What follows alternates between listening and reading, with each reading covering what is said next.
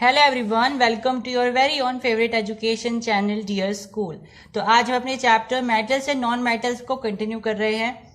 हमने last video में metallurgy के बारे में पढ़ा था। आज भी हम मेटलर्जी को ही कंटिन्यू कर रहे हैं। शुरुआत कर रहे हैं मेटलर्जी की एक इम्पॉर्टेंट ब्रांच से जिसका नाम है पायरोमेटलर्जी। ये मेटलर्जी की ही एक इम्पॉर्टेंट ब्रांच है। अब अगर आप इस शब्द को देखो पायरोमेटलर्जी, तो इसको आप दो शब्दों में तोड़ सकते हो। एक होता है पायरो, एक होता है मेटलर्जी। तो पायरो का मतलब क्या होता है? थर्मल या फिर फायर, यानी कि हीट या फिर फायर। यानी कि अब आप जो मेटलर्जी करोगे उसमें आप फायर का यूज करने वाले हो। ठीक है, फायर का इस्तेमाल करके आप मेटलर्जी करोगे। अब इसमें क्या होता है, आप मिनरल्स को या ओर्स को, मेटलर्जिकल ओर्स को आप हीट देते हो, ट्रीटमेंट करते हो उसका हीट के साथ, थर्मल ट्रीटमेंट करते हो। और हमें इतना हीट देनी पड़ती है कि इतने उसमें केमिकली और फिजिकली ट्रांसफॉर्मेशन ना हो जाए, जिससे आप आसानी से उसे एक्सट्रैक्ट कर पाओ। और जैसे उसका ट्रांसफॉर्मेशन हो जाता है, फिर आप उसमें फ्लक्स नाम का एक कंपाउंड होता है, वो मिक्स कर देते हो। उससे उसकी प्योर फॉर्म आ जाती है निकल करके, जो भी आपने मेटलर्जिकल और वहां पे लिया था। यहाँ पे एक इंपॉर्टेंट नोट लिखा हुआ है जिसमें बताया जा रहा है कि कार्बन स्ट्रॉन्गर रिड्यूसिंग एजेंट होता है कार्बन मोनोऑक्साइड। मैंने आपको बताया था रिडक्शन के बारे में कि आपके पास जो मॉडरेट मेटल्स होते हैं, जो मॉडरेट रिएक्टिविटी के होते हैं, उनको जब आप कंसंट्रेट करते हो तो आपको गैल्वेनेशन या रोस्टिंग के प्रोसेस से गुजारना पड़ता है उनको। अब इन प्रोसेस के बाद आपको जो मिलता है वो ऑक्साइड ऑफ मेटल मिलता है। आपको प्योर मेटल नहीं मिलता, आपको ऑक्साइड ऑफ मेटल मिलता है। अब ऑक्सीजन को हटाने के लिए आपको क्या करना पड़ेगा? रिडक्शन करना पड़ेगा। तो वो रिडक्शन करने के लिए आपको रिड्यूसिंग एजेंट की जरूरत पड़ेगी। इसी प्रोसेस को हम रिडक्शन बोलते हैं। तो इस चीज के लिए आपको कार्बन, कार्बन मोनोऑक्साइड, बहुत सारे रिड्यूसिंग एजेंट की जरूरत पड़ती है। अब कभी कभी सवाल आ जाता है कि कार्बन में और कार्बन मोनोऑक्साइड में स्ट्रॉन्गर कौन सा रिड्यूसिंग एजेंट है? तो कार्बन स्ट्रॉन्गर होता है। रिडक्शन के बारे में हम अभी थोड़ी देर में पढ़ने वाले हैं, पहले उससे पहले का पार्ट पढ़ लेते हैं। चलिए अब पढ़ते हैं स्मेल्टिंग के बारे में। स्मेल्टिंग क्या होता है? बेसिकली इसको डिफाइन कैसे कर सकते हैं? Reduction of metal oxide to metal with the help of carbon as a reducing agent. जैसा कि मैंने आपको बताया कि कार्बन बहुत स्ट्रॉन्ग रिड्यूसिंग एजेंट होता है। तो स्मेल्टिंग क्या होता है? अगर आप कार्बन की मदद से किसी मेटल को रिड्यूस कर रहे हो, किसी मेटल ऑक्साइड को रिड्यूस कर रहे हो, ठीक है। रिड्यूस किसे करोगे भाई? जिसके साथ ऑक्सीजन लगी हुई होगी, यानी मेटल के ऑक्साइड को रिड्यूस करोगे। तो अगर आप कार्बन की मदद से कर रहे हो रिड्यूस, तो उसको आप स्मेल्टिंग बोल देते हो। यही होता है इसमें। तो आप स्मेल्टिंग में जो रिड्यूसिंग एजेंट यूज करते हो वो आप कार्बन यूज करते हो। इसी तरीके से अगर आप रिड्यूसिंग एजेंट बदल करके एल्यूमिनियम कर दो, या और प्रिसाइसली बोले तो एल्यूमिनियम का पाउडर कर दो, और फिर उसको मेटल ऑक्साइड को रिड्यूस करो, तो आप उसको थर्माइट रिएक्शन बोलते हो। ठीक है। अब ये जो रिएक्शन है बहुत इंपॉर्टेंट होती है। इसमें क्या होता है, आप क्या करते हो, आयरन ऑक्साइड लेते हो जो कि एक मेटल ऑक्साइड है। आपने क्या किया, इस आयरन ऑक्साइड को, जो कि एक मेटल ऑक्साइड है, इसको रिड्यूस कर दिया एल्यूमिनियम के पाउडर से। ठीक है। अब फिर क्या हुआ, यहाँ पे रिएक्शन के बाद आपने इसको हीट किया। रिएक्शन के बाद क्या हुआ, यहाँ पे आयरन अलग निकल गया। लेकिन जब ये आयरन निकलेगा इसका स्टेट क्या है? लिक्विड है। यानी अब ये जो आपका आयरन निकलेगा वो मोल्टन फॉर्म में निकलेगा, पिघला हुआ निकलेगा। ठीक है। और फिर यहाँ पे एल्यूमिनियम ऑक्साइड बनता है और हीट निकल जाती है। तो ये जो आयरन निकला ना पिघला हुआ, ये बड़ी काम की चीज होती है। इसमें क्या होता है, जब भी आप वेल्डिंग करते हो ना, तो वो जो लिक्विडी टाइप का मटेरियल डालते हैं ना गरम गरम, वो यही मोल्टन आयरन होता है। यानी कि ये जो रिएक्शन है बहुत इंपॉर्टेंट है in terms of physical use. आप वेल्डिंग के लिए इसी रिएक्शन का इस्तेमाल करते हो। आयरन ऑक्साइड को आप एल्यूमिनियम पाउडर के साथ थर्माइट रिएक्शन करवाते हो, और आपको आयरन निकलता है आपकी रिएक्शन में, जो कि मोल्टन फॉर्म में होता है। और इसका इस्तेमाल आप वेल्डिंग में करते हो। तो यहीं से हमारा निकलता है थर्माइट वेल्डिंग। तो इस मोल्टन आयरन को अगर आप दो टूटे हुए आयरन पीसेस के बीच में लगा देते हो, तो आपको यहाँ पे जो है वेल्डिंग मिल जाएगी होत करके। ठीक है, वो मतलब वेल्ड हो जाएगा एक तरीके से। अब आप इस प्रोसेस को एल्यूमिनोथर्मी भी बोल सकते हो और थर्माइट वेल्डिंग भी बोल सकते हो।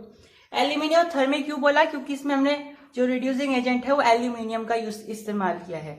इसलिए इसको एल्यूमिनोथर्मी के नाम से भी जाना जा सकता है। अब अगर आप यहाँ पे आयरन ऑक्साइड ले रहे हो तो आपको मोल्टन आयरन मिल जाएगा। आप कुछ और मेटल ले रहे हो ऑक्साइड का तो फिर आपको वो मेटल मिल जाएगा। आपको उसके हिसाब से ही वेल्डिंग में इस्तेमाल करना होता है, ठीक है। अगर आपको आयरन के 2 पीस जोड़ने हैं तो आप ये वाला आयरन यूज कर सकते हो, मोल्टन वाला। इस तरीके से आप वेल्डिंग करते हो। चलिए अब देखते हैं यहाँ पे extraction of metals of high reactivity. मैंने आपको बताया रिडक्शन के प्रोसेस, यानी अगर आप कार्बन से करोगे तो वो स्मेल्टिंग होगा। अगर आप, जो मैंने आपको बाद में बताए थे, अगर आप एल्यूमिनियम से करोगे तो आप थर्माइट कर रहे हो।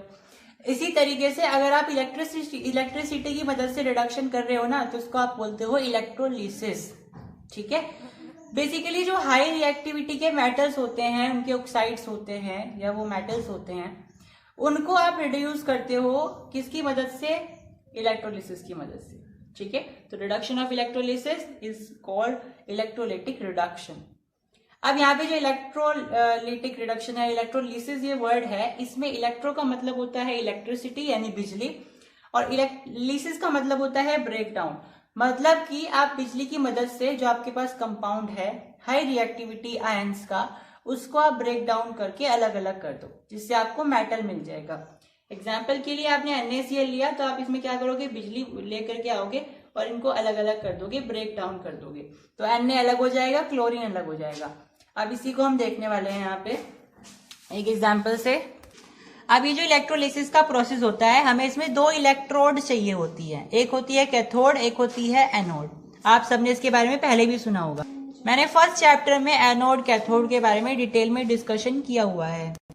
यहाँ पे मैं आपको शॉर्ट में बता दूं कि कैथोड ऐसी इलेक्ट्रोड होती है जिसपे नेगेटिव चार्ज होता है। जो नेगेटिव होती है तो वो पॉजिटिव चार्ज को अपनी तरफ अट्रैक्ट करती है। वही एनोड पॉजिटिव होती है, पॉजिटिव चार्ज होती है, तो वो नेगेटिव वाले को अपनी तरफ अट्रैक्ट करती है। बेसिकली नेगेटिव पॉजिटिव का ये होता है कि आपके पास एनोड में पॉजिटिव टर्मिनल होता है, वहीं कैथोड पे नेगेटिव टर्मिनल होता है। अब क्योंकि टर्मिनली नेगेटिव या पॉजिटिव है तो वो उसके अपोजिट वाले चार्ज वाले मेटल्स को या नॉन मेटल्स को या एलिमेंट को अपनी तरफ अट्रैक्ट करती है, ठीक है। तो आपके पास 2 इलेक्ट्रोड्स होती हैं, एक होती है कैथोड, एक है एनोड। तो कैथोड पे अलग रिएक्शन चलती है, एनोड पे अलग रिएक्शन चलती है। अभी हम डायग्राम से देखेंगे, पर पहले यहाँ पे अभी थ्योरेटिकली समझ लेते हैं। तो कैथोड पर जो रिएक्शन चलती है उसमें क्या होता है? मान लीजिए मैंने NaCl ही लिया है। NaCl हमें हमेशा मोल्टन फॉर्म में लेना है, ठीक है। मोल्टन फॉर्म में लेने का मतलब ये नहीं है कि आप उसमें पानी मिला दो। आपको पानी नहीं मिलाना है, उसको मेल्ट करना है, पिघलाना है, तब जाकर के आपको उसे यूज करना है। तो NaCl को मैंने लिया है मोल्टन फॉर्म में, तो यहाँ पे जो Na है वो टूट करके इससे क्या हो जाएगा? Na+ हो जाएगा। फिर इसमें 1 इलेक्ट्रॉन ऐड हो जाएगा तो ये Na बन जाएगा। ये Na सॉलिड हो जाएगा और ये सॉलिड कहाँ पे जाके चिपकेगा? कैथोड पे जाके चिपकेगा, क्योंकि ये पॉजिटिव वाला है तो पॉजिटिव कैथोड के पास जाएगा। तो ये रिएक्शन कहाँ होगी? कैथोड पर होगी। और यहाँ पे इलेक्ट्रॉन का एडिशन हो रहा है, तो जहाँ पे इलेक्ट्रॉन का एडिशन होता है उसे हम रिडक्शन बोलते हैं। और इसका अपोजिट अगर आपके पास क्लोरीन है तो क्लोरीन में क्या होगा? क्लोरीन नेगेटिव चार्ज होता है, तो क्योंकि क्लोरीन नेगेटिवली चार्ज है तो वो क्या करेगा? वो पॉजिटिवली चार्ज वाले एनोड के पास जाकर के चिपक जाएगा। अब क्लोरीन तो गैस होती है, वो चिपकने से तो रही, तो वो क्या करेगी? उसके पास वाला जो होल होगा उसके होल में से जाकर के बाहर निकल जाएगी। एनोड के पास जो होल होगा ना, उसके पास से निकल करके वो बाहर निकल जाएगी, क्योंकि वो गैस है। उसकी टेंडेंसी क्या है? वो फ्लो करेगी, फ्लूइड है। अब यहाँ पे मैंने लिखा हुआ है Na+ इलेक्ट्रॉन, तो मैंने यहाँ प्लस क्यों किया? एक ही इलेक्ट्रॉन प्लस क्यों किया? तो इसके लिए हमें देखना पड़ता है इसका इलेक्ट्रॉनिक कन्फिगरेशन। तो Na क्या है? 11 नंबर पे आता है, तो 281 ये होता है। तो यहाँ पे 1 इलेक्ट्रॉन है वैलेंस शेल में, यानी हमें 1 इलेक्ट्रॉन ऐड करना पड़ेगा, क्योंकि ये मेटल है तो मेटल में हमेशा इलेक्ट्रॉन ऐड होगा, तभी जाकर के इसमें रिडक्शन होगी। क्योंकि मैंने पहले बताया है gain of electron is equals to reduction, और हमें मेटल का रिडक्शन ही तो करना है, हम जैसे पहले करते आए हैं। क्लोरीन का एटॉमिक नंबर होता है 17, तो ये हो जाएगा 287, यानी इसे 1 इलेक्ट्रॉन की जरूरत है, तो 1 इलेक्ट्रॉन इसमें से माइनस करना पड़ेगा, क्योंकि नॉन मेटल में से हमेशा माइनस होता है, तो तब जाकर के स्टेबल हो पाएगा और यहाँ पे गैसियस फॉर्म में निकलेगा जाकर के, ठीक है। ऐसे, लेकिन ये क्लोरीन है तो ये डायटोमिक फॉर्म में होगा, तो खाली क्लोरीन बाहर नहीं निकल पाएगा। फिर एक और रिएक्शन होगी और ये क्लोरीन उस वाले क्लोरीन में ऐड हो जाएगा और Cl2 मिलकर के बाहर निकलेगा, केवल Cl नहीं निकलेगा। इसको अगर मैं समराइज करूं तो कुछ ऐसा है कि अगर मेटल है आपके पास तो उसमें एडिशन ऑफ इलेक्ट्रॉन होगा मेटल में, तब जाकर के वो अपने स्टेबल फॉर्म में आएगा, यानी कि केवल मेटल वाले फॉर्म में आएगा, उस पर चार्ज नहीं होगा पॉजिटिव वाला। यहाँ पे आपका रिडक्शन होगा और मेटल हमेशा सॉलिड वाली फॉर्म में पाया जाएगा। वही नॉन मेटल जो उसके साथ चिपका हुआ होगा, जैसे NaCl है तो सोडियम क्लोराइड है तो वो क्लोराइड है, ठीक है। तो नॉन मेटल में हमें इलेक्ट्रॉन माइनस करना पड़ेगा क्योंकि यहाँ पे नेगेटिव चार्ज होगा, तो नेगेटिव चार्ज घटाने के लिए हमें और ज्यादा इलेक्ट्रॉन से घटाना पड़ेगा। तो इसमें से हमारे पास स्टेबल नॉन मेटल निकल करके आ जाएगा जिसके ऊपर कोई चार्ज नहीं होगा, क्योंकि वो क्लोराइड था, यहाँ पे क्लोरीन गैस बाहर निकल जाएगी। अब क्योंकि क्लोरीन एक गैस है और गैस जो फ्लो करती है उसकी टेंडेंसी होती है कि वो डाई एटॉमिक फॉर्म में ही फ्लो करती है, यानी ये बिना डायटोमिक फॉर्म के फ्लो नहीं कर सकती, एनवायरनमेंट में एग्जिस्ट नहीं कर सकती है। तो ये जो क्लोरीन है इसका नेगेटिव चार्ज हटा तो Cl बना। अब ये एकदम से नहीं उड़ेगी, इसे फिर दूसरे क्लोरीन का इंतजार रहेगा, फिर दूसरा क्लोरीन आएगा ऐसी, फिर ये आपस में मिलकर के बॉन्ड बनाएंगे, सिंगल कोवेलेंट बॉन्ड बनाएंगे, मैंने आपको पहले बताया। फिर ये Cl2 बना लेंगे और फिर जा करके उड़ जाएंगे। कैसे बनाएंगे, क्योंकि भाई ये क्लोरीन है ये वाला, इसके पास कितने इलेक्ट्रॉन है, 7 है। फिर एक और क्लोरीन है, इसके पास भी कितने हैं, 7 है। तो ये क्या करेगा, ऐसे यहाँ पे शेयरिंग कर लेंगे एक पेयर ऑफ इलेक्ट्रॉन की। तो जहाँ पे एक पेयर ऑफ इलेक्ट्रॉन शेयर होगा वो आपका सिंगल बॉन्ड कोवेलेंट बॉन्ड होगा। तो यहाँ पे देखिए मैंने इसी चीज को आपको डायग्रामेटिक फॉर्म में बताया है। मैंने यहाँ पे क्या किया है, मोल्टन फॉर्म में NaCl ले लिया है, ठीक है, ये मोल्टन NaCl है। तो आप जैसे ही यहाँ पे 2 इलेक्ट्रोड आपने ले ली, ये वाली क्या है, ये कैथोड है। क्यों है कैथोड, क्योंकि नेगेटिव टर्मिनल से अटैच है। ये वाली एनोड है क्योंकि ये पॉजिटिव टर्मिनल से अटैच्ड है। आपने क्या किया, यहाँ पे इलेक्ट्रिसिटी पास करी। अब क्या होगा, इलेक्ट्रिसिटी पास होने से जो NaCl था वो स्प्लिट हो जाएगा Na और Cl में। NaCl जैसे ही स्प्लिट होगा Na और Cl में, तो Na+ और Cl नेगेटिव में जाकर के वो स्प्लिट हो जाएगा 2 हिस्सों में। अब ये पॉजिटिव वाला किसकी तरफ जाएगा, नेगेटिव की तरफ जाएगा, नेगेटिव वाला पॉजिटिव की तरफ जाएगा। इसका मतलब Na+ कैथोड के पास जाएगा और क्लोरीन नेगेटिव आपके पास एनोड के पास जाएगा, ठीक है। तो सारा का सारा जो आपके पास Na है वो सारा का सारा किससे चिपक जाएगा, जाकर के आपके कैथोड से चिपक जाएगा, ठीक है। और जितना भी क्लोरीन है वो सारा का सारा यहाँ पे चला जाएगा एनोड के पास। अब एनोड के पास जैसे ही वो जाएगा तो जितना भी एनोड के पास जो मड था, एनोड मड, वो नीचे बैठ जाता है। अब ये एनोड मड क्या होता है उसको हम अभी डिस्कस करेंगे, उसको थोड़ी देर के लिए स्किप कर देते हैं। अभी के लिए आप इतना समझिए, जहाँ पे एनोड होता है उसके नीचे एनोड मड पाया जाता है। तो जब भी आप इलेक्ट्रोलिसिस करते हो तो मड कहाँ पाया जाता है, एनोड मड के नीचे, एनोड के नीचे पाया जाता है एनोड मड। इतना आपको अभी समझना है, इसको हम अभी डिस्कस करने वाले हैं, थोड़ी देर के लिए स्किप करिए। अब यहाँ पे क्या होता है, बेसिकली यहाँ पे क्लोरीन आया। अब क्लोरीन क्या करेगा, इंतजार करेगा एक और क्लोरीन के आने का, तो ये जाकर के फिर बाहर निकल जाएगा। इस तरीके से यहाँ पे प्रोसेस होता है। फिर यहाँ पे होल भी आते हैं, देखो आपके एग्जाम में आ जाएगा ये वाला होल, ठीक है। फिर एक आ जाएगा ये वाला होल, आपको पूछा जाएगा, और यहाँ पे आ जाता है एक, यहाँ पे आता है एक होल और एक आता है यहाँ पे होल। आपको पूछा जाएगा कि किस वाले होल से क्लोरीन गैस निकलेगी, तो आप खुद बताइए कौन से होल से निकलेगी। भाई ये वाला जो होल है ये क्या करेगा, ये तो आपका जितना भी लिक्विड है वेस्ट वाला वो सारा यहाँ से निकल जाएगा। गैस जो है वो ऊपर की तरफ फ्लो होगी, यानी कि गैस यहाँ से निकलेगी, क्लोरीन गैस हमेशा इधर से निकलेगी। आपको एक क्वेश्चन आ सकता है एग्जाम में कि क्लोरीन गैस कौन से वाले से निकलेगी, तो क्लोरीन गैस एनोड के ऊपर वाले होल से निकलती है हमेशा। वही अगर यहाँ H2 होती गैस, हाइड्रोजन गैस होती, तो वो कौन से वाले से निकलती, वो इस वाले से निकलती, ठीक है, क्योंकि ये नेगेटिव वाला है। और हाइड्रोजन गैस पॉजिटिव आयंस की होती है, तो वो यहाँ से निकलेगी, ठीक है, ये आपको ध्यान रखना है। ये वाला जो होल होता है, ये आप जो भी लिक्विड यहाँ पे यूज कर रहे हो ना, जैसे मोल्टन NaCl है, तो आप ये वाली होल उसको यहाँ पे डिस्चार्ज करने के लिए करते हो, डिस्चार्ज नहीं बोल सकते, यहाँ पे फिल करने के लिए करते हो आप इस वाले होल को, ये होता है डिस्चार्ज के लिए, ठीक है। अब मैंने आपको बताया था कि आप हमेशा NaCl को मोल्टन फॉर्म में लोगे, बजाय आप पानी में मिक्स किए, तो अगर आप पानी में मिक्स करके यूज करते हो तो क्या होगा, या फिर आप ये समझ सकते हो कि पानी क्यों नहीं ऐड करना है NaCl में जब आप इलेक्ट्रोलिसिस कर रहे हो। तो देखिए, अगर आप यहाँ पे H2O ऐड कर देते हो तो एनायंस क्या क्या होंगे। एनायंस मतलब जो वो वाले आयंस जिसके पास नेगेटिव चार्ज होगा, या आप ऐसे बोल सकते हो वो वाले जो एनोड पे जाके चिपकेंगे। तो आपके एनायन कौन कौन से होंगे, क्लोरीन नेगेटिव और OH नेगेटिव। केटायंस कौन कौन से होंगे, मतलब जो पॉजिटिव वाले, या आप ऐसे बोल सकते हो जो कैथोड पे जाके चिपकेंगे। तो Na+ हो सकता है, H+ हो सकता है। अब आप वाटर क्यों नहीं ऐड कर रहे हो, इसमें क्या दिक्कत है। तो आप जैसे ही वाटर ऐड करोगे ना तो कैथोड पे जाके जो ये चिपकेंगे ये Na+ और H+, इसमें दिक्कत है, क्योंकि H+ जो है, H+ आयन वो बहुत तेज होते हैं, वो बहुत फास्टर होते हैं। किससे, Na+ से। तो जैसे आप इलेक्ट्रोलिसिस करोगे ना, फटाफट से जो H+ आयन है वो जाकर के चिपक जाएंगे कैथोड पर। Na+ को चिपकने की जगह ही नहीं मिलेगी और वो चिपक नहीं पाएंगे। हम बेसिकली इलेक्ट्रोलिसिस कर क्यों रहे हैं, ताकि हमें मेटल अलग अलग मिल जाए, है ना। ऐसे ही तो कर रहे थे हम कैथोड से फिर मेटल को बाद में एक्सट्रैक्ट कर रहे थे इलेक्ट्रोलिसिस के बाद में, क्योंकि वो सारा मेटल कैथोड पर चिपक जाता था। इसमें क्या होगा, इसमें H+ जाके चिपक जाएगा, Na+ को मौका ही नहीं मिलेगा। अब ऐसा नहीं है H+ हमेशा चिपका रहेगा, हालांकि H+ क्या इंतजार करेगा, एक और H+ का इंतजार करेगा। जैसी H2 होगा तो बाहर निकल जाएगा, लेकिन फिर भी Na+ को जगह मिलेगी नहीं चिपकने की। या तो प्रोसेस बहुत ज्यादा फास्ट हो जाएगा या फिर Na+ बहुत कम मात्रा में चिपक पाएगा।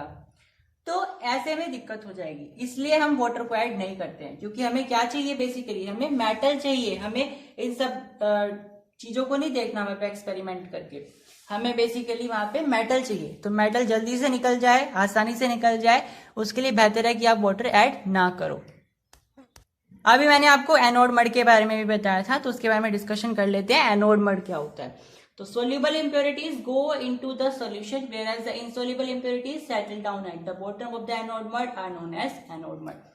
तो आप क्या कर रहे हो यहाँ पे, बेसिकली आप जहाँ आपने ओर लिया था ना कंसंट्रेट करके, उसका इलेक्ट्रोलिसिस कर रहे हो। अभी भी उसमें इम्प्योरिटीज हो सकती हैं कुछ, तो आप जैसे उसका इलेक्ट्रोलिसिस करोगे तो जो सोल्यूबल वाली इम्प्योरिटीज होंगी वो तो इस वाले होल से निकल जाएंगी, जो इस तरफ था ना होल, ये इस तरीके से होल थे आपके, देखिए इस तरीके से होल थे। यहां से तो पॉजिटिव वाली गैस निकल रही थी, यहां से नेगेटिव वाली निकल रही थी, यहां से डिस्चार्ज हो रहा था और यहां से आप उसमें डाल रहे थे जो आपको लिक्विड डालनी है। अब यहाँ पे ये जो है, अगर आप सोल्यूबल वाली इम्प्योरिटीज है वो सारी यहाँ से निकल जाएंगी, लेकिन जो इनसोल्यूबल है, जो अघुलनशील है, वो भारी होती है। तो वो क्या करेंगी, वो यहाँ पे एनोड के नीचे बैठ जाएंगी, जैसा कि मैंने आपको डायग्राम में दिखाया था। तो ये वही है, एनोड मड क्या होता है, बेसिकली ऐसी इम्प्योरिटीज होती है जो घुलती नहीं है और नीचे जाकर के एनोड के बैठ जाती हैं। अब ये जो भी मेटल के कंपाउंड्स होते हैं, मेटल के क्लोराइड्स हो गए, इनकी जो इम्प्योरिटीज होती है वो जनरली आपकी नेगेटिवली चार्ज होती हैं, इसलिए वो जाके एनोड के नीचे बैठ जाती हैं। चलिए, मैंने कुछ यहाँ पे नोट लिखे हैं। इसमें क्या इंपॉर्टेंट बात है कि अगर आप कार्बन नहीं यूज करना चाहते हो as a reducing agent, metal oxide को रिड्यूस करने के लिए, तो आप इसकी बजाय डिस्प्लेसमेंट रिएक्शन को परफॉर्म कर सकते हो। ठीक है, जैसे हमने थर्माइट रिएक्शन में किया था, हमने क्या किया था, कार्बन का इस्तेमाल ना करके एल्यूमिनियम का इस्तेमाल किया था। अब एल्यूमिनियम का जब इसमें इस्तेमाल किया हमने, हो क्या रहा था उसमें, बेसिकली उसमें डिस्प्लेसमेंट रिएक्शन ही तो हो रही थी भाई। जो आपका मेटल ऑक्साइड था उसने रिएक्शन करी एल्यूमिनियम से, तो वो मेटल ऑक्साइड में से मेटल तो अलग निकल गया और एल्यूमिनियम ऑक्साइड बन गया। इसका मतलब एल्यूमिनियम ऑक्सीजन से जाके चिपक गया और मेटल अलग निकल गया। तो ये डिस्प्लेसमेंट ही तो हुई, डिस्प्लेसमेंट रिएक्शन। तो आप अगर कार्बन का यूज नहीं करना चाहते हो या कोक का इस्तेमाल नहीं करना चाहते हो एज अ रिड्यूसिंग एजेंट, तो आप डिस्प्लेसमेंट रिएक्शन परफॉर्म कर सकते हो, क्योंकि वो बहुत ज्यादा एक्सोथर्मिक होती हैं। कोक क्या है, कोक बेसिकली कार्बन की एक फॉर्म होती है जो कि रिड्यूसिंग एजेंट की तरह इस्तेमाल की जाती है। ठीक है, तो आप हाईली रिएक्टिव मेटल जैसे Na, Ca, एल्यूमिनियम, इन सब का इस्तेमाल कर सकते हो रिड्यूसिंग एजेंट की तरह। वो लो रिएक्टिविटी वाले मेटल्स को डिस्प्लेस कर सकते हैं। ये बहुत ज्यादा एक्सोथर्मिक होती है, बहुत ज्यादा हीट इवॉल्व होती है, इतनी ज्यादा हीट इवॉल्व होती है डिस्प्लेसमेंट रिएक्शन की वजह से कि जो मेटल निकलता है ना वो भी मोल्टन फॉर्म में निकलता है, जैसा कि आयरन निकला था ना मोल्टन फॉर्म में। तो हमने यहाँ तक अपना रिडक्शन वाला काम पूरा कर लिया। भाई हमने स्टार्टिंग में क्या किया था, हमने कंसेंट्रेट किया था मेटल ऑक्साइड्स को, सॉरी मेटल के ओर को, फिर हमने उसको जो है रोस्टिंग करी, कैल्किनेशन किया। हाई रिएक्टिविटी वाले के लिए हमने इलेक्ट्रोलिटिक रिडक्शन किया, ठीक है। फिर हमने रिडक्शन के प्रोसेस भी देखे थे, है ना, स्मेल्टिंग हो गया, बाकी सारे।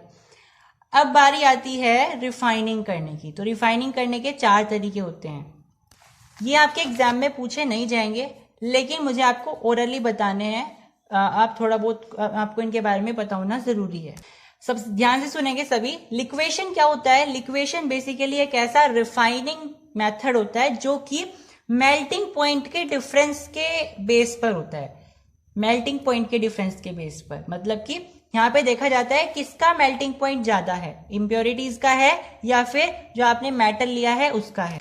अगर मेटल का मेल्टिंग पॉइंट कम है इम्प्योरिटीज से, तो आप क्या करोगे, वहां पे उसको हीट दोगे तो मेटल क्या है, मेटल जो है मेल्ट होकर के आपके पास आ जाएगा, पिघल करके एक तरफ हो जाएगा, और जो इम्प्योरिटीज थी वो वहीं रह जाएंगी, वो पिघलेंगी ही नहीं, है ना। इस तरीके से आप इनको रिफाइन कर सकते हो। जैसे आपके पास होता है मरकरी, टिन, लेड, ये सारे जो मेटल्स होते हैं इनकी लो मेल्टिंग पॉइंट्स होते हैं, ये इसी मेथड से रिफाइन किए जाते हैं। ये तो था लिक्वेशन। अब डिस्टिलेशन जो है वो इसके जैसा ही है, लेकिन ये बॉइलिंग पॉइंट के बेस पर होता है। लिक्वेशन मेल्टिंग पॉइंट के बेस पर था, ये है आपके बॉइलिंग पॉइंट के बेस पर। तो ये मेथड भी तभी लगाया जाएगा अगर मेटल का बॉइलिंग पॉइंट कम है इम्प्योरिटीज से। इसमें आपको बॉइल करना है, तो बॉइल करने से क्या होगा, भाप बन करके ऊपर आएंगे। तो वो जो भाप बन के ऊपर आएंगे उसमें से आपको फिर वो प्योर वेपर में से वो मेटल मिल जाएगा जो आपको चाहिए, क्योंकि इम्प्योरिटीज का तो बॉइलिंग पॉइंट कम है, वो तो नीचे ही रह जाएंगे, और जो आपका मेटल है वो उबल करके उसकी वेपर्स बन के ऊपर आ जाएगी, आपको फिर वहां से उसको कलेक्ट कर लेना है। ये जोन रिफाइनिंग क्या होता है? जोन रिफाइनिंग बेसिकली एक ऐसा मेथड होता है जिसमें आपको जो पूरा का पूरा आपके पास मिश्रण है, आपको उसे मोल्टन फॉर्म में लेकर के आना है। मिश्रण मतलब उसमें आपका मेटल भी है, इम्प्योरिटीज भी हैं। तो जब आप उसको पिघलाओगे, तो पिघलाने के बाद जैसे आप उसको कंडेंस करोगे, ठंडा करोगे, तो आपका जो मेटल है वो तो क्रिस्टलाइज हो जाएगा, क्योंकि मेटल की प्रॉपर्टी होती है। लेकिन इम्प्योरिटी आपकी ऐसे ही मोल्टन फॉर्म में रहेगी ज्यादा समय तक। तो आपके पास जो क्रिस्टलाइज हो चुका होगा वो आपका मेटल हो जाएगा, और जो आपका उसी फॉर्म में होगा, मोल्टन फॉर्म में, वो आपकी इम्प्योरिटीज हो जाएंगी। तो इस तरीके से दोनों अलग हो जाएंगे। रही बात इलेक्ट्रोलिटिक रिफाइनिंग की, तो इलेक्ट्रोलिटिक रिफाइनिंग बिल्कुल ऐसे ही किया जाता है जैसे इलेक्ट्रोलिटिक रिडक्शन किया जाता है, बिल्कुल सेम प्रोसेस होता है इसका भी। तो यहाँ पे हमने मेटलर्जी फिनिश कर ली है। हालांकि कुछ इंपॉर्टेंट नोट्स हैं वो हम चैप्टर के एंड में डिस्कस करेंगे, जो फैक्ट्स होते हैं। अभी हम चैप्टर को कंटिन्यू कर रहे हैं, डेट इज कोरोजन। कोरोजन मैंने आपको फर्स्ट चैप्टर में भी पढ़ाया था।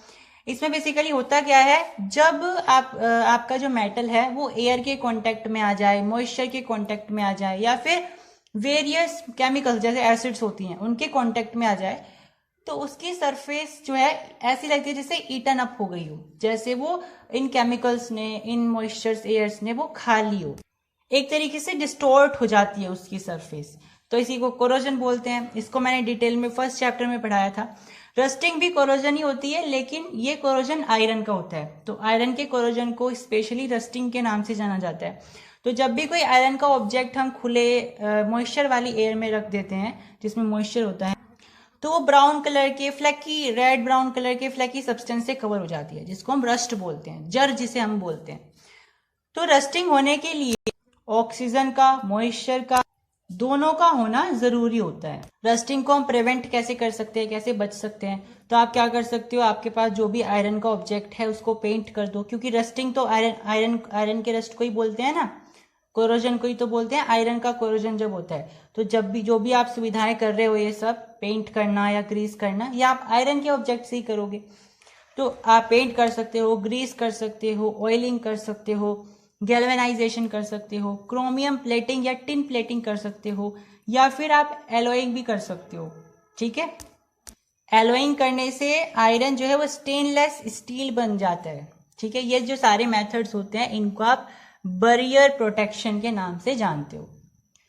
अब ये जो आपका गैल्वेनाइजेशन होता है, ये क्या होता है, आपने प्रीवियस क्लासेस में बहुत बार पढ़ा होगा। ये बेसिकली अगर आप आयरन के ऊपर जिंक की परत चढ़ा देते हो, पतली सी एक परत होती है, प्लेटिंग होती है बेसिकली। अगर आप आयरन के ऊपर एक तरीके से परत चढ़ा देते हो जिंक की, तो उसको आप बोलते हो गैल्वेनाइजेशन। इसका दूसरा नाम क्या होता है? Sacrificial protection. उसके ऊपर परत चढ़ा देते हो। यहाँ पे एक इंपॉर्टेंट नोट लिखा है कि सिल्वर का जो कोरोजन होता है उसका एक स्पेशल नाम होता है जिसे हम टार्निशिंग कहते हैं। तो टार्निशिंग कैसे होती है? जब भी कोई सिल्वर का ऑब्जेक्ट हवा में छोड़ दिया जाता है, खुली हवा में, तो धीरे धीरे वो काला पड़ने लगता है और उसको टार्निशिंग कहते हैं। जैसे आपने अपनी मम्मी की जो है पायल देखी होंगी, वो धीरे धीरे काली पड़ जाती हैं, फिर हम वो क्या करते हैं, उनको साफ करती हैं, तो वो काली इसलिए पड़ती है क्योंकि वो जो सिल्वर है वो क्या हो गया है, वो टार्निश हो गया है। ऐसे एल्यूमिनियम होता है, एल्यूमिनियम के ऊपर ना ऑक्सीजन की एक परत जम जाती है, उसका कोरोजन इस तरीके से होता है। ठीक है, बेसिकली ये जो लेयर होती है ये एल्यूमिनियम ऑक्साइड की होती है, जो कि मॉइस्ट एयर के कांटेक्ट में आने से, एल्यूमिनियम का अगर कांटेक्ट हो जाए मॉइस्ट एयर से, तो तब बनती है उसके ऊपर। बिल्कुल डल होती है ये। इसीलिए जो एल्यूमिनियम के बर्तन होते हैं ना, वो अपनी शाइनिंग बहुत जल्दी खो देते हैं, क्योंकि उनके ऊपर ये डल एल्यूमिनियम ऑक्साइड की लेयर जमनी स्टार्ट हो जाती है। लेकिन एक भले की बात ये भी होती है कि ये जो लेयर बन जाती है एल्यूमिनियम ऑक्साइड की, इससे डल सा तो हो जाता है देखने में एल्यूमिनियम का जो वेजल्स होते हैं या जो भी ऑब्जेक्ट होता है, लेकिन इससे एल्यूमिनियम ना कोरोजन से बच जाता है। तो इसीलिए इसके ऊपर एल्यूमिनियम ऑक्साइड की और ज्यादा थिक लेयर बनाई जाती है ताकि ये कोरोजन से बचा रहे, और इसी प्रोसेस को एनोडाइजेशन कहते हैं। तो ये कैसे किया जाता है एनोडाइजेशन? इसमें एल्यूमिनियम ऑक्साइड को की जो लेयर होती है उसको थिक किया जाता है एल्यूमिनियम की सरफेस के ऊपर। किसकी मदद से किया जाएगा? इलेक्ट्रोलिसिस की मदद से किया जाएगा। वही प्रोसेस है जो मैंने आपको भी डायग्राम से समझाया था। अब ऐसे होता है कोरोजन ऑफ कॉपर। तो कॉपर क्या करता है, धीरे धीरे वाटर से और कार्बन डाइऑक्साइड से रिएक्शन कर लेता है, तो उससे उसका जो है कोरोजन होना स्टार्ट हो जाता है। उसके ऊपर बेसिकली एक ग्रीन कलर की कोटिंग आ जाती है जो कि कॉपर कार्बोनेट की होती है, जो कि बेसिक होता है नेचर में। तो एक ग्रीन कलर का होता है, इसका फॉर्मूला होता है CuCO3.CuOH2। ये बेसिकली कोरोजन ऑफ कॉपर का फॉर्मूला है जब वो कोरोड हो जाता है। कैसे होता है? वाटर और कार्बन डाइऑक्साइड के कांटेक्ट में आने से। और जो ये CuCO3.CuOH2 है, ये आपका बेसिक होता है नेचर में। अब एलॉय आता है। एलॉय क्या होता है? बेसिकली होमोजीनियस मिक्सचर होता है दो या दो से ज्यादा मेटल्स का। ऐसा भी हो सकता है कि आप एक मेटल ले लो, या फिर दूसरा आप बहुत कम अमाउंट में, बहुत स्मॉल अमाउंट में नॉन मेटल भी ले सकते हो। तो जरूरी नहीं है आपको दोनों मेटल लेने हैं, आप एक मेटल भी ले सकते हो और दूसरा आप नॉन मेटल भी ले सकते हो, लेकिन बहुत कम मात्रा में आपको लेना पड़ेगा। तो फिर आपको उनको मिलाना पड़ेगा, लेकिन होमोजीनियसली मिलाना पड़ेगा, मतलब यूनिफॉर्मली आपको मिलाना पड़ेगा। ऐसा नहीं होना चाहिए कि किसी एक पार्ट में, जैसे आपने ये होमोजीनियस मिक्सचर बना दिया, इसके इस पार्ट में दूसरा कोई डेटा आ रहा है, यानी कि 70% आपका मेटल आ रहा है, 30% नॉन मेटल आ रहा है, इसमें 80% मेटल आ रहा है, 20% नॉन मेटल आ रहा है। ऐसा नहीं होना चाहिए, बिल्कुल यूनिफॉर्म होना चाहिए। हर जगह एक ही एनालिसिस होना चाहिए आपके मेटल का, या जो भी आपने दूसरा मेटल या नॉन मेटल उसमें मिलाया है, यूनिफॉर्मली आपको मिक्स करना होता है।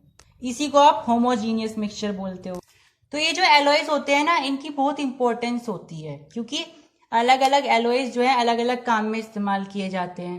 इनकी जो प्रॉपर्टीज होती है ना, इनके कंस्टिट्यूएंट मेटल्स या नॉन मेटल से बिल्कुल अलग होती है, इवन और ज्यादा बेटर होती है। एग्जाम्पल के लिए जो ड्यूरेलेनियम होता है आपके पास, जिसको आप ऐसे लिखते हो,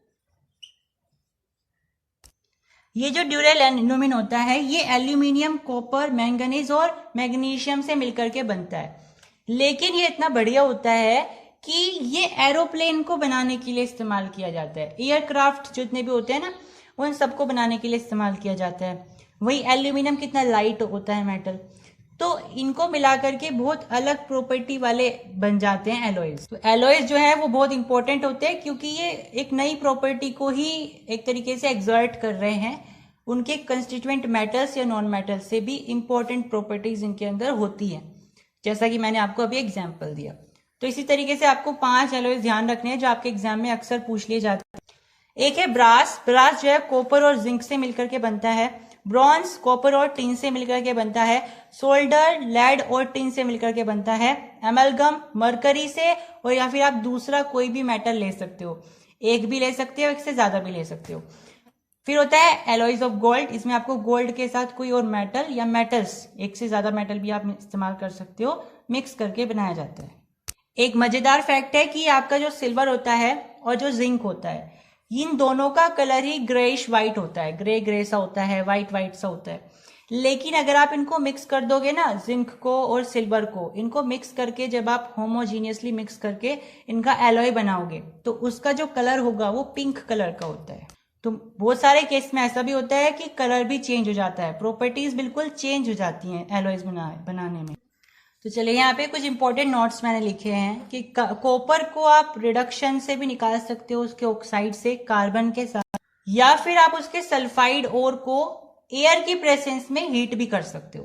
कहने की बात यह है कि कॉपर को आप कॉपर का जो ऑक्साइड होता है उसको आप एक्सट्रैक्ट कर सकते हो कार्बन के साथ रिड्यूस करके, या फिर आप उसके ओर को हीट कर सकते हो, जो सल्फाइड ओर होता है उसको हीट कर सकते हो in the presence of air. ये कॉपर आपका सल्फाइड में पाया जाएगा, ऑक्साइड में पाया जाएगा। तो ऑक्साइड से अगर आपको कॉपर अलग करना है तो कार्बन से करो रिड्यूसिंग, अगर आपको सल्फाइड से अलग करना है तो आप फिर उसका वो करो in the presence of air, heat करो उसको, यानी रोस्टिंग करो। ठीक है, अब यहाँ पे मैंने कुछ इंपॉर्टेंट रिड्यूसिंग एजेंट लिखे हैं कि कौन से कंपाउंड या कौन से एलिमेंट को अगर आपको रिड्यूस करना है तो आपको कौन सा रिड्यूसिंग एजेंट चाहिए होगा।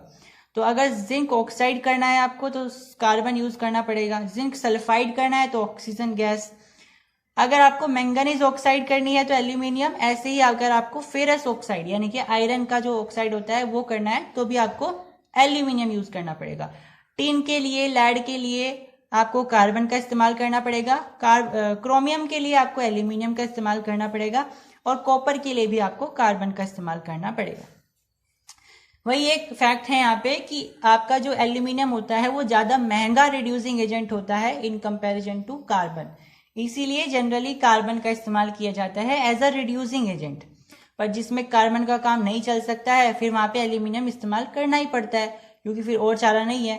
लेकिन ये फैक्ट है कि एल्यूमिनियम जो है ज्यादा एक्सपेंसिव होता है कार्बन से। तो यहाँ पे एक और फैक्ट है जो कि सोने के बारे में है, गोल्ड के बारे में है। तो अक्सर जब भी हम सुनार के पास जाते हैं तो वो क्या कहते हैं कि ये खरा सोना है, बिल्कुल प्योर गोल्ड। तो ये सच्चाई है कि प्योर गोल्ड तो कहीं होता ही नहीं है ज्वेलरी बनाने के लिए। अगर आपको ज्वेलरी बनानी है तो आपको उसे इम्प्योर करना ही पड़ेगा, क्योंकि जो प्योर गोल्ड होता है वो इतना ज्यादा सॉफ्ट होता है कि उससे ज्वेलरी बनाई नहीं जा सकती है। जो प्योर गोल्ड होता है उसको आप 24 कैरेट बोलते हो, क्योंकि वो कैरेट में मापा जाता है।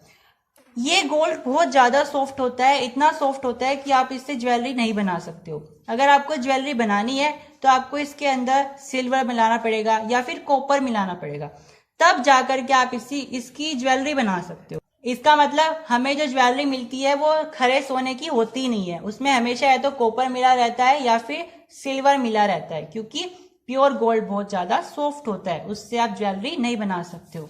तो यहाँ पे हमारा चैप्टर फाइनली पूरा हो रहा है। Thank you for watching the videos of the whole chapter and hope you have subscribed to the channel. Thank you.